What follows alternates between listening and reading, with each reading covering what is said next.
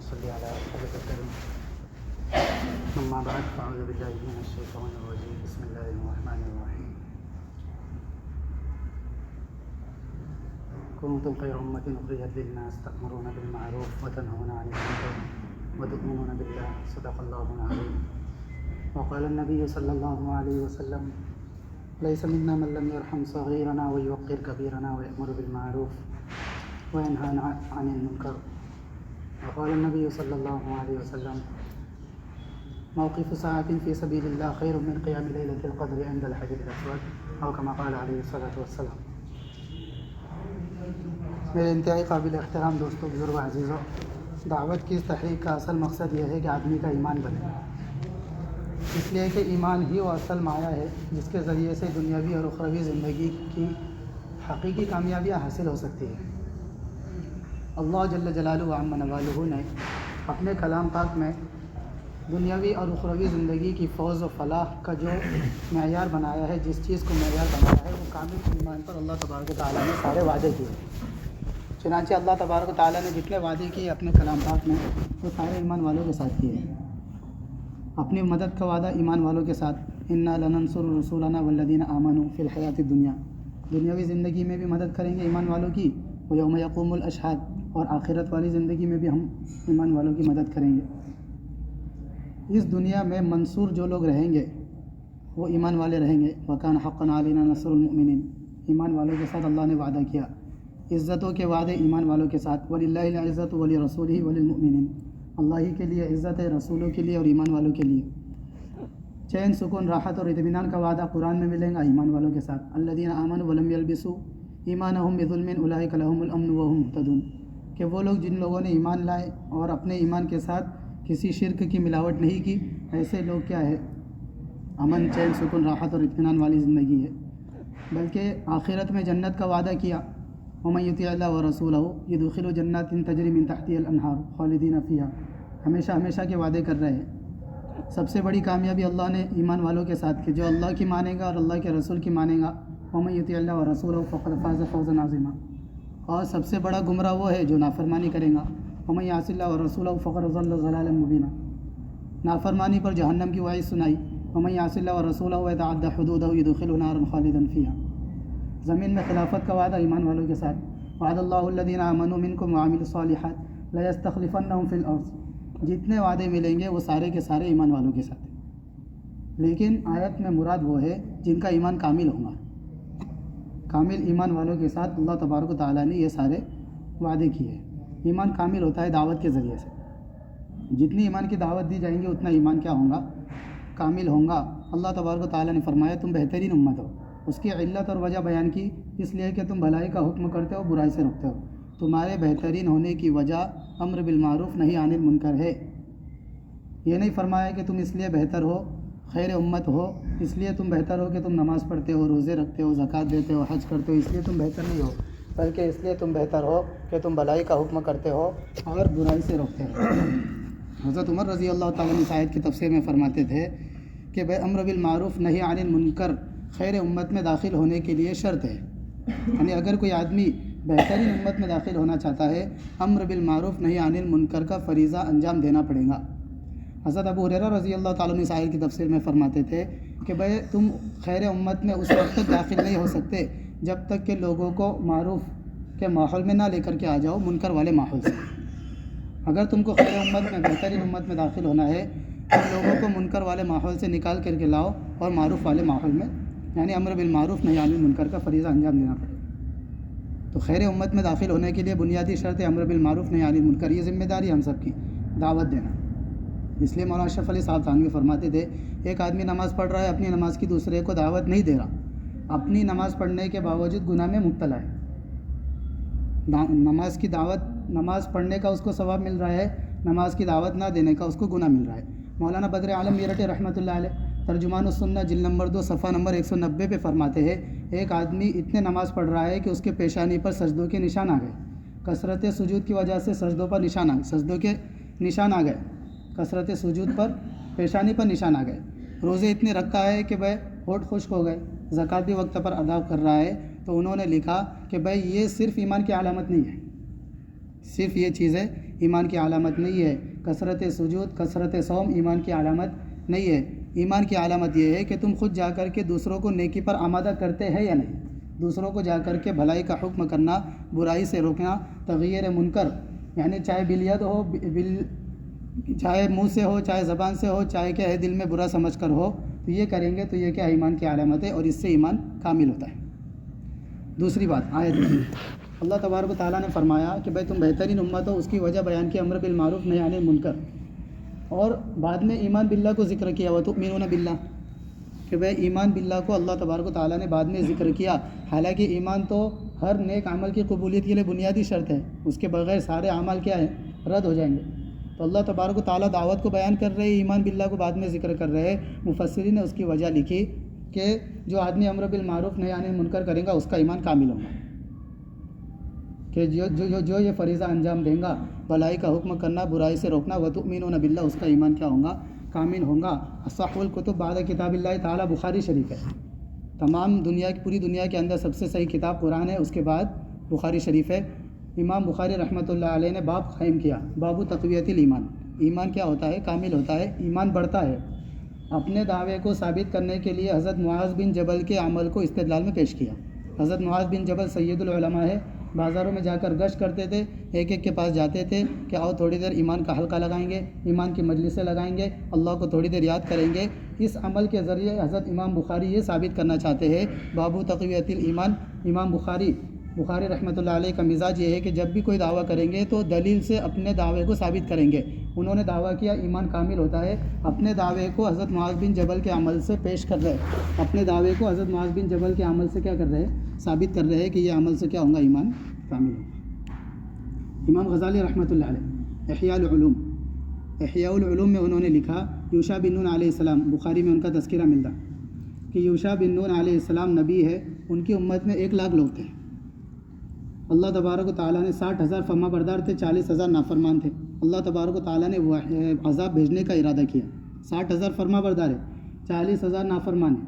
اللہ نے عذاب بھیجنے کا ارادہ کیا. یوشع بن نون علیہ السلام کہنے لگے 40,000 نافرمان ہیں، ان پر عذاب آنا تو سمجھ میں آ رہا، 60,000 فرما بردار ہے، ان پر عذاب کی کیا وجہ ہے. اللہ تبارک و تعالیٰ کی طرف سے وحی آئی، ان کی ذمہ داری تھی 60,000 کی فرما برداروں کی کہ ان نافرمانوں پر محنت کرے اور ان کو دیندار بنانے کی کیا کرے، فکر کرے.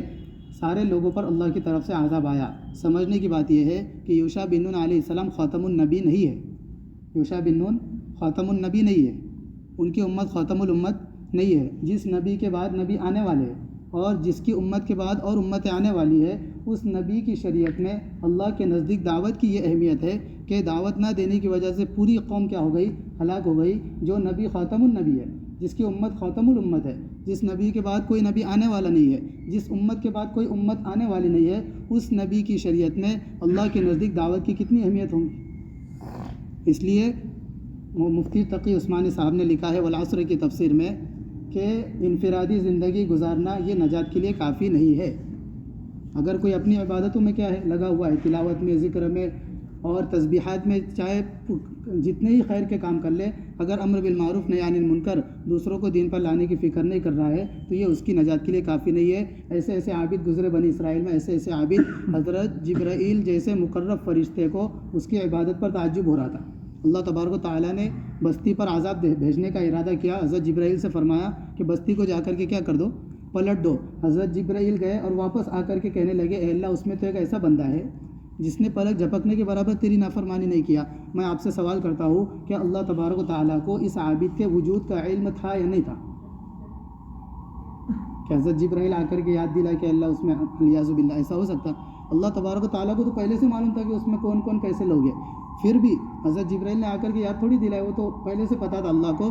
اللہ نے فرمایا کہ اب سب سے پہلے کیا کرنا، اس کو لینا اور اس کے ساتھ کیا کرنا، پوری بستی کو پلٹنا. اس کی عبادت ایسی عبادت تھی کہ حضرت جبرائیل جیسا تعجب کر رہا تھا، فرشتہ، مقرب فرشتہ، لیکن اس کی عبادت اس کو کیا ہے، عذاب سے نہیں بچا سکتا.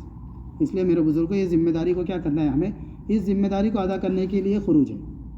حضرات صحابہ رضی اللہ عنہم اجمعین ہر حال میں کیا کرتے تھے؟ اللہ کے راستے میں نکلا کرتے تھے۔ کوئی رکاوٹ آتی تھی اس رکاوٹ کو ہٹا دیا کرتے تھے، ہر حال میں اللہ کے راستے میں نکلا کرتے تھے۔ فاقے ہے اللہ کے راستے میں نکل رہے ہیں، گرمی ہے اللہ کے راستے میں نکل رہے ہیں، سردی ہے اللہ کے راستے میں نکل رہے ہیں، چپل نہیں ہے پہننے کے لیے پھر بھی اللہ کے راستے میں نکل رہے ہیں، کھجوریں تیار لٹکی ہوئی ہے اللہ کے راستے میں نکل رہے ہیں۔ کوئی حال ایسا نہیں ملے گا کہ جس حال کو چھوڑ کر صحابہ اللہ کے راستے میں نہ نکلے ہو۔ اس لیے مولانا محمد یوسف صاحب رحمۃ اللہ علیہ فرمایا کرتے تھے کہ جب بھی تمہارے اوپر کوئی حال آیا کرے تم اپنے حال کا حل صحابہ کے حال میں تلاش کرو، تمہیں اپنے حال کا حل صحابہ کے حال میں مل جائے گا۔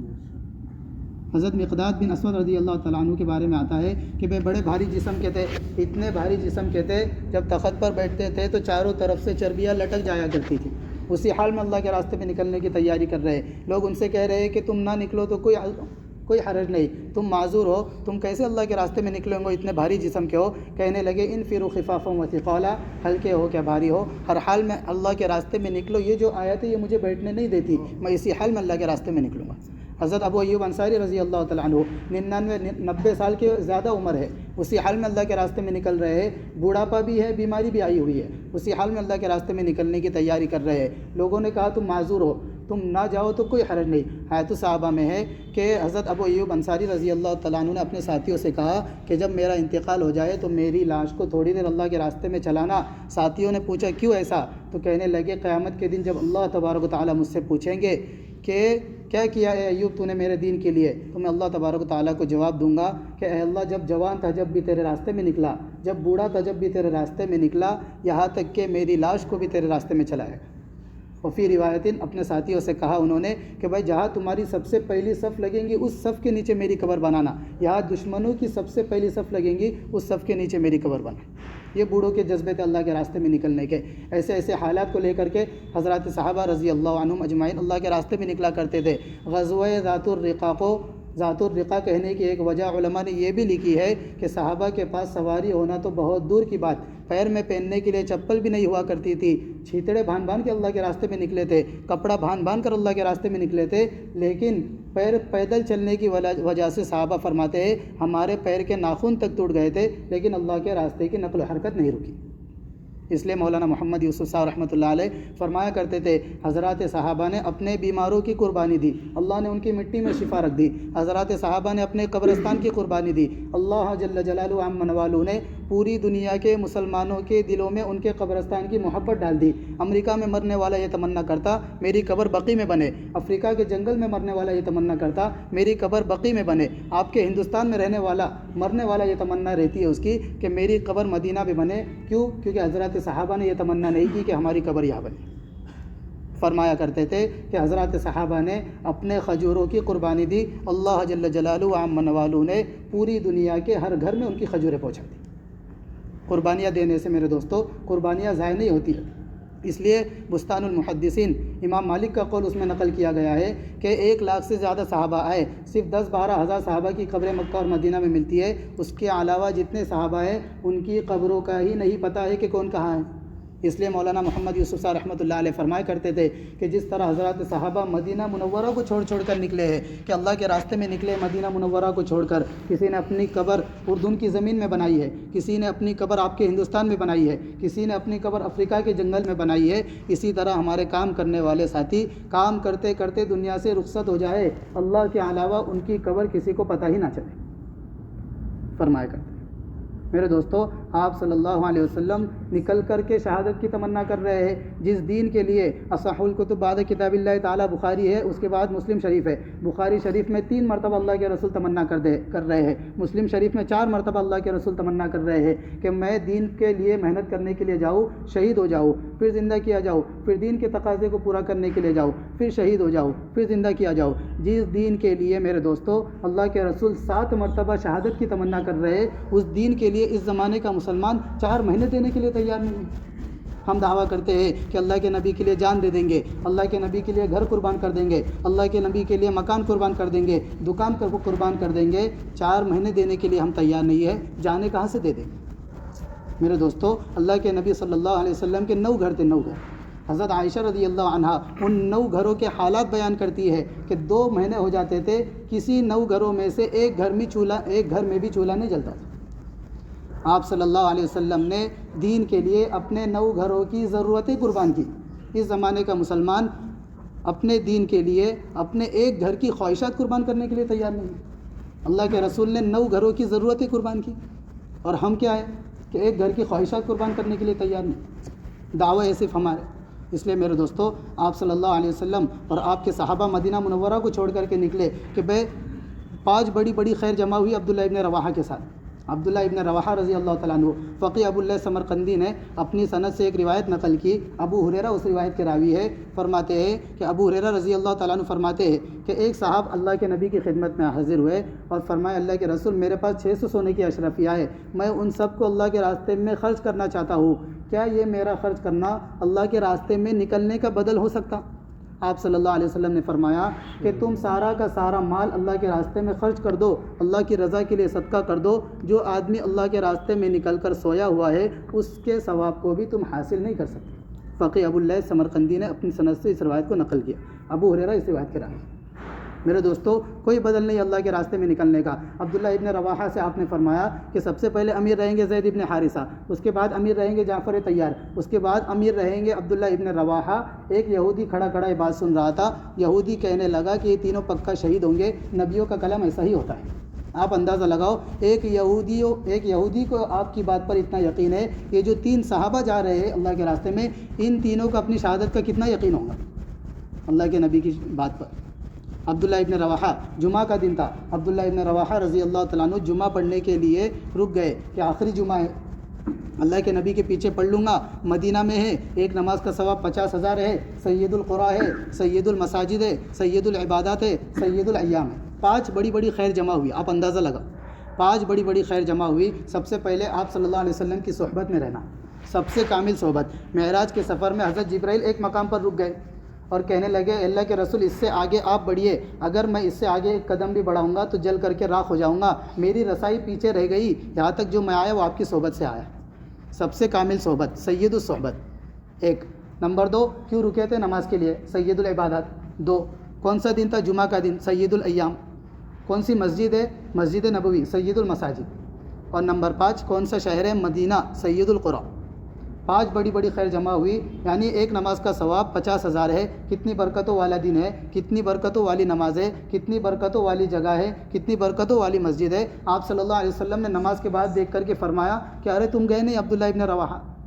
تو کہنے لگے کہ میں نے سوچا آپ کے پیچھے نماز پڑھ لوں گا، حیات الصحابہ میں پہلی جلد میں، کہ آپ کے پیچھے نماز پڑھ لوں گا اور جا کر کے کیا ہو جاؤں گا، میرے پاس تیز اٹھنی ہے، جا کر کے جڑ جاؤں گا۔ آپ صلی اللہ علیہ وسلم نے فرمایا، اگر کسی کے ذہن میں یہ آئے کہ خروج مال جو ہے تو اللہ کے راستے کا نکلنے کا بدل ہو سکتا، اس کا جواب آپ نے ایک روایت میں دیا۔ آپ نے فرمایا، اے ابن رواحہ، اگر پوری دنیا کے خزانوں کا مالک تجھے بنا دیا جائے اور تو سارا کا سارا اللہ کے راستے میں خرچ کر دے تو صبح جانے والی جماعت کے ثواب کو حاصل نہیں کر سکتا۔ 5 بڑی خیر جمع ہوئی آپ کی ابتدا میں، لیکن کیا فرما رہے؟ جو جماعت اللہ کے راستے میں نکل گئی اس کے ثواب کو تو حاصل نہیں کر سکتا۔ ایک روایت میں آپ نے فرمایا، جتنا مشرق اور مغرب کے درمیان میں فاصلہ ہے اتنا پیچھے رہ گئے تم صبح جانے والی جماعت سے۔ میرے دوستوں، کوئی بدل نہیں اللہ کے راستے میں نکلنے، اس لیے بڑے تقاضے ہیں۔ امت ارتداد کے کنارے پر کھڑی ہوئی ہے، ہماری ذمہ داری ہے کہ ان کو جا کر کے وہاں سے کیا کرنا ہے۔ ہر تیسرے گھر میں ارتداد ہے۔ ابھی کتنی کارگزاری آئی، ہمیں محمد مبین صاحب کہہ رہے تھے نارن گاؤں میں 6 لڑکیاں کیا ہو گئی، مرتد ہو گئی، ارتداد کا کیا ہو گئی، شکار ہو گئی۔ اور ایک کارگزاری تو بڑے درد کے ساتھ سنائی کہ بھائی ایک آدمی نے اپنی بیٹی کا نکاح خود غیر کے ساتھ دھوم دھڑاکے سے کرایا۔ یہ امت کی ارتداد کی سطح ہے، ہر تیسرے گھر میں ارتداد ہے۔ ہم اپنا علاقہ چھوڑنے کے لیے تیار نہیں ہے۔ صحابہ نے مدینہ چھوڑ دیے، کیا حیثیت رہ گئی ہمارے علاقوں کی۔ آپ صلی اللہ علیہ وسلم ایک جنازے پر کھڑے ہو کر کے، جنت البقیع میں جنازہ ہے، وہاں کھڑے ہو کر کے تمنا کر رہے ہیں کاش یہ آدمی یہاں سے کہیں دور مرتا، تاکہ اس کے لیے جہاں یہ پیدا ہوا یہاں سے کہیں دور مرتا، جہاں یہ پیدا ہوا وہاں نہ مرتا، تو اس کے لیے جنت میں ایک موتی کا محل تیار کیا جاتا۔ ایک جماعت کو آپ نے فرمایا کہ تم کیا کرو، اللہ کے راستے میں نکل جاؤ۔ وہ جماعت ریاض الجنہ میں بیٹھی ہوئی ہے۔ آپ نے فرمایا، ما بین بیتی و ممبری روضۃ من ریاض الجنہ، میرے گھر اور ممبر کے درمیان کا حصہ جنت کے ٹکڑوں میں سے ایک ٹکڑا ہے۔ حقیقتاً ٹکڑا، ایک قول ہے شیخ زکریا نے نقل کیا، ایک قول ہے کہ وہ جنت کا ہی ٹکڑا ہے۔ امام ملا علی قاری نے جہاں بہت سے قول نقل کیے کہ فرمایا کہ بھائی جس طرح قیامت کے دن حجر اسود اٹھ کر کے جنت میں چلے جائیں گا، موسیٰ علیہ السلام کا عصا اٹھ کر کے جنت میں چلے جائیں گا، اسی طرح یہ جنت کا ٹکڑا بھی اٹھ کر کے جنت میں چلا جائیں گا قیامت کے قریب۔ اس ٹکڑے میں بیٹھی ہوئی جماعت ہے، آپ نے فرمایا کہ تم جماعت میں اللہ کے راستے میں نکل جاؤ۔ وہ ساتھی کہنے لگے، صحابہ کہنے لگے، اے اللہ کے رسول ہم صبح چلے جائیں گے، صبح؟ تو آپ نے فرمایا جنت میں بیٹھی ہوئی جماعت ہے، اس سے آپ کہنے لگے کیا تم یہ رات اللہ کے راستے میں گزار کر کے جنت کے باغوں میں نہیں گزارنا چاہتے؟ حالانکہ بیٹھی ہوئی تھی جنت کے ٹکڑے میں۔ آپ نے فرمایا اللہ کے راستے میں رات گزارنا، جنت کے باغوں میں رات گزارنا۔ میرے دوستو، کوئی حیثیت نہیں اللہ تبارک و تعالیٰ کے نزدیک ان اسباب کی اور ان چیزوں کی، ان شکلوں کی، ہمارے کاروبار کی۔ اسباب، امت کو دھوکہ لگا، اسباب کے بڑھانے سے روزی نہیں بڑھتی، یہ دھوکے سے نکل جاؤ میرے دوستو۔ اسباب کے بڑھانے سے روزی نہیں بڑھتی ہے۔ روزی بڑھانے کے لیے آدمی 4 چیزیں بڑھاتا، اسباب بڑھاتا، اوقات بڑھاتا، افراد بڑھاتا، محنت بڑھاتا۔ کیوں؟ کیونکہ روزی بڑھانی ہے۔ سب سے پہلے اسباب بڑھائیں گا، 1 دکان کی 2 دکان، 2 کی 3 کریں گا۔ کیوں؟ کیونکہ روزی بڑھانی ہے۔ اس کے بعد اوقات بڑھائیں گا، 6 گھنٹے دیتا تھا 8 گھنٹے دیں گا، اوقات بڑھائیں گا۔ افراد بڑھائیں گا، بس 4 لوگ کام کر رہے تھے اب 8 کر لیں گا۔ کیوں کر رہا ہے یہ سب؟ کیونکہ روزی بڑھانی ہے۔ اور اس کے بعد محنت بھی بڑھا دیں گا۔ 4 چیزیں بڑھاتا ہے روزی بڑھانے کے لیے۔ 4 چیزیں بڑھانے کے بعد اللہ تبارک و تعالیٰ فیصلہ کرتے ہیں کہ تیری روزی نہیں بڑھاؤں گا۔ یہ فیصلہ کیا ہے؟ ربانی ہے۔ فیصلہ ربانی ہے کہ میں تیری روزی نہیں بڑھاؤں گا، اس لیے کہ اسباب کے بڑھانے سے روزی نہیں بڑھتی۔ 2 چیزیں یقیناً بڑھیں گی آپ کی، دنیا میں مشقت، آخرت میں حساب۔ 1 دکان کی 2 دکان کر لو، 2 کی 3 کر لو، جتنی روٹی مقدر میں لکھی ہوئی ہے، جتنی روزی مقدر میں لکھی ہوئی ہے اتنی ہی ملنے والی ہے۔ مشقت دنیا کی یہ بڑھ گئی کہ بھائی پہلے 1 دکان سنبھالنا پڑتی تھی، اب 2 کی 3 کر دیے، اب 3 سنبھالنا پڑیں گی۔ پہلے قیامت میں 1 کا حساب دینا پڑا ہوتا، اب کتنے کا دینا پڑے گا؟ ایک باپ اپنے بیٹے کو 1 نوٹ دیتا تھا 100 روپے کی۔ بیٹا کہنے لگا کہ ابا تم مجھے صرف 1 نوٹ دیتے، تھوڑی زیادہ نوٹ دیا کرو۔ تو باپ نے اگلے دن 100 روپے کی چھٹے کرائے، 10 کی نوٹ کے۔ کتنے ہو گئے؟ 10 نوٹ۔ دوسرے دن بیٹے کو آ کر کے دی، اور بیٹا کہنے لگا کہ واہ آج تو ابا نے مجھے کتنے نوٹ دیے؟ 10 نوٹ دیے۔ 100 کے چھٹے کرائے ابا نے، 10 کے، اور 10 نوٹ مل گئے۔ کیا ہوا؟ قیمت بڑھ گئی۔ 10 کی قیمت بس اتنی ہے، مشقت بڑھ گئی۔ پہلے کیا کرنا پڑتا تھا؟ پہلے بیٹے کو 1 ہی نوٹ سنبھالنا پڑتی تھی، اب کتنے نوٹ سنبھالنا پڑیں گے؟ 10 نوٹ سنبھالنا پڑیں گے۔ قیمت کیا ہے؟ اتنی ہے۔ تو اسباب کتنے بھی کر دو، روزی جتنی لکھے، بلکہ مقدر کی روزی تقسیم ہو کر کے آئیں گی۔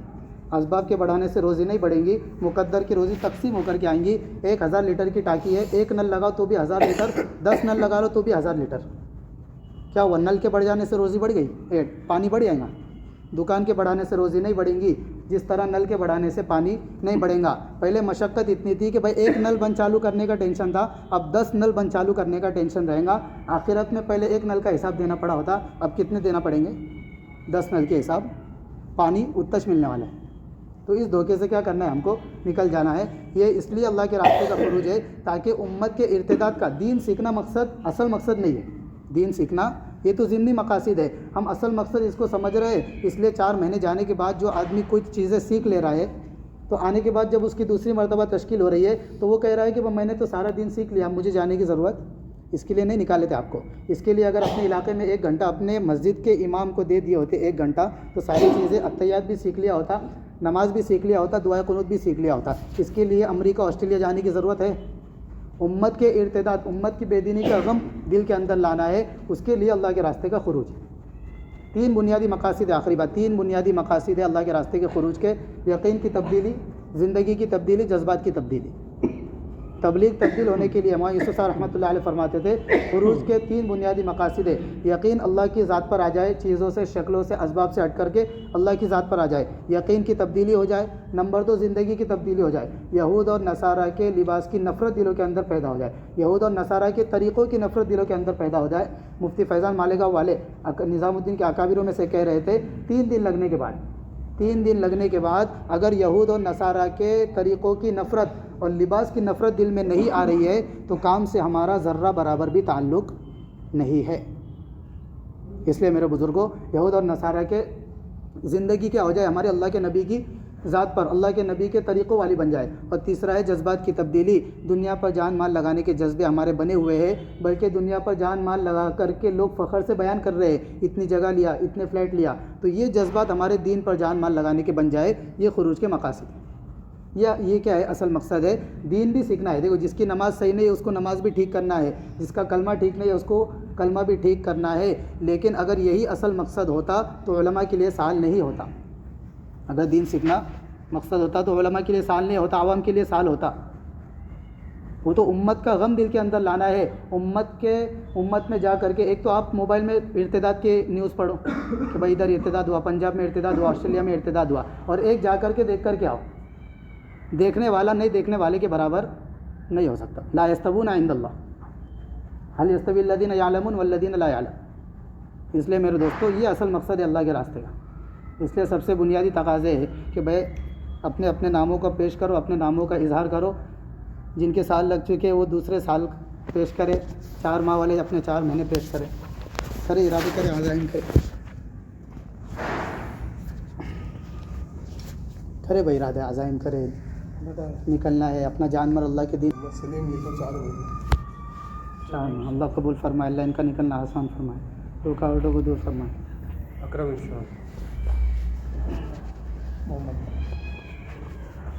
دوسرے سال کا ارادہ ہے انشاءاللہ۔ فیضان سلمان بھائی، ہمارا اللہ قبول فرمائے، اللہ نکلنا آسان فرمائے، رکاوٹوں کو دور فرمائے۔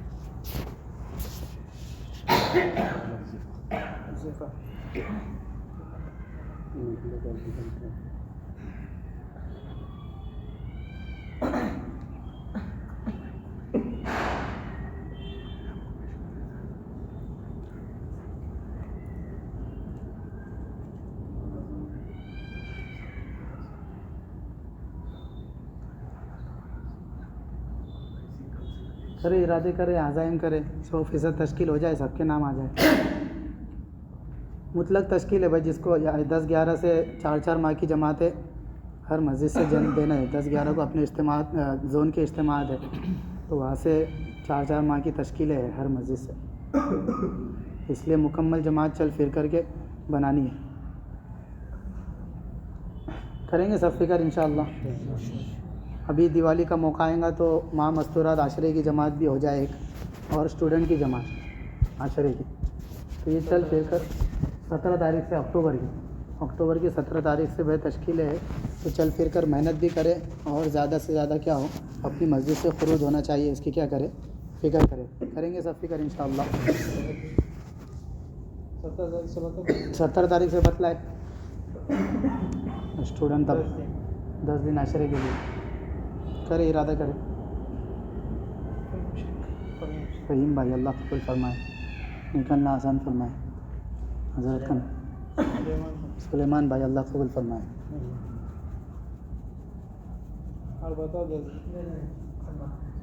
سلمان بھائی رہیں گے۔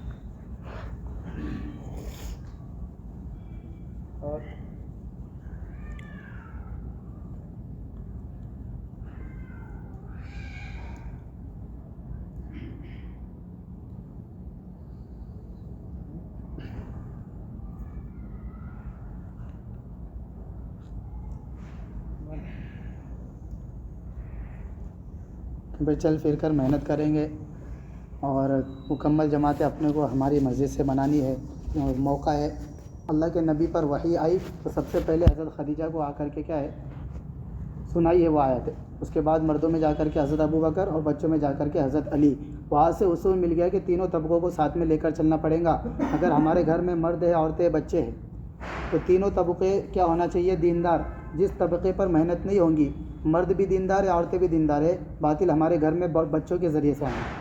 بچے دیندار ہیں، مرد دیندار ہے، عورتیں دیندار نہیں ہے، تو باطل ہمارے گھر میں عورتوں کے ذریعے سے گھسنے کی کیا کریں گا، کوشش کریں گا۔ اس لیے تینوں طبقوں پر کیا ہونا چاہیے، محنت ہونا چاہیے۔ اس کے لیے گشت ہے، مشورہ ہے، بڑے بڑے صحابہ، کبار صحابہ، علماء صحابہ، فقہاء صحابہ، ادباء صحابہ، قدماء صحابہ، یہ کیا کرتے تھے، گشت کیا کرتے تھے۔ لو کان بعدی نبی لکان عمر جیسا صحابی، کہ بھائی انبیاء جیسی صفت رکھنے والا صحابی حضرت عمر، کہ حضرت عبداللہ ابن مسعود فرماتے ہیں آیت الصحابہ میں، پوری امت کا علم ایک پلڑے میں رکھ دو، حضرت عمر کا علم ایک پلڑے میں رکھ دو، حضرت عمر والے علم کا پلڑا جھک جائے گا۔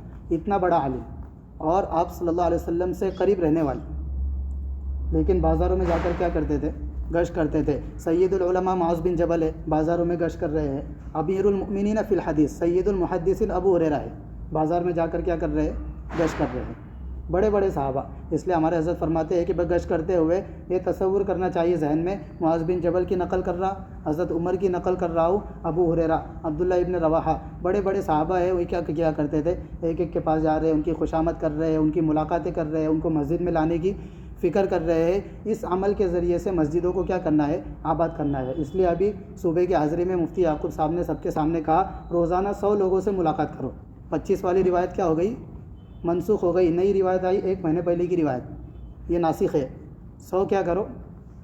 100 لوگوں سے روزانہ کیا کرو؟ 3000 3500 کا مجمع بیٹھا ہوا تھا صوبے کی حاضری میں، اور ایسا کہا مفتی یعقوب صاحب نے روزانہ 100 لوگوں کی ملاقات کرو. ہر ایک آدمی روزانہ اگر تم لوگ 100 لوگوں کی ملاقات کریں گے تو بھی امت کا احاطہ نہیں ہوگا، اتنی امت پھیلی ہوئی ہے.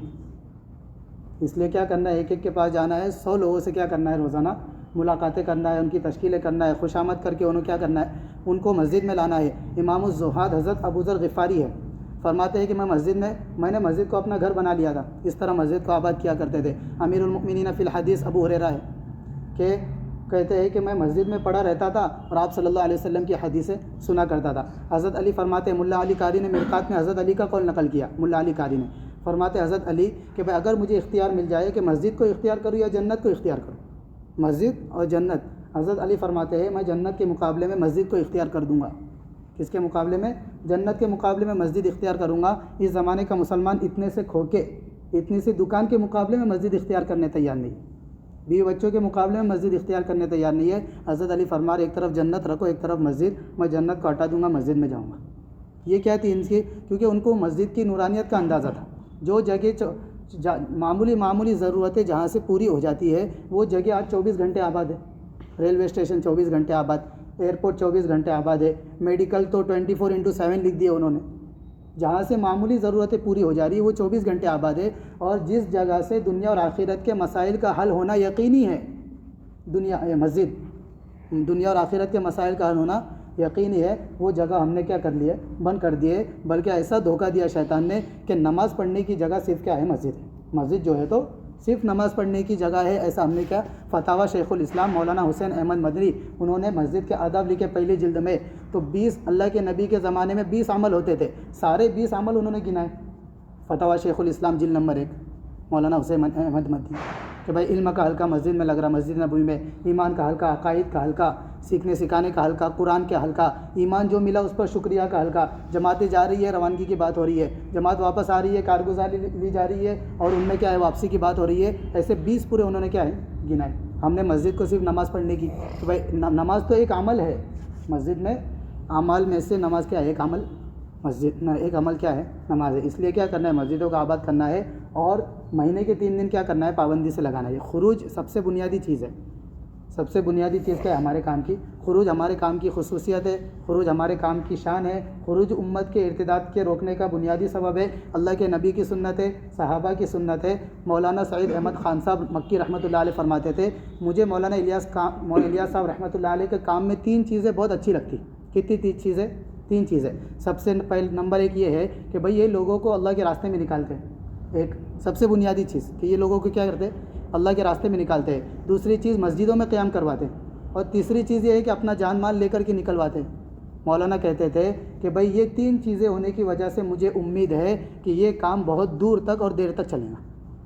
اس لیے سب سے بنیادی چیز کیا ہے؟ خروج ہے. اس لیے اللہ کے راستے میں 27 دن دین کی محنت کرنا ہے.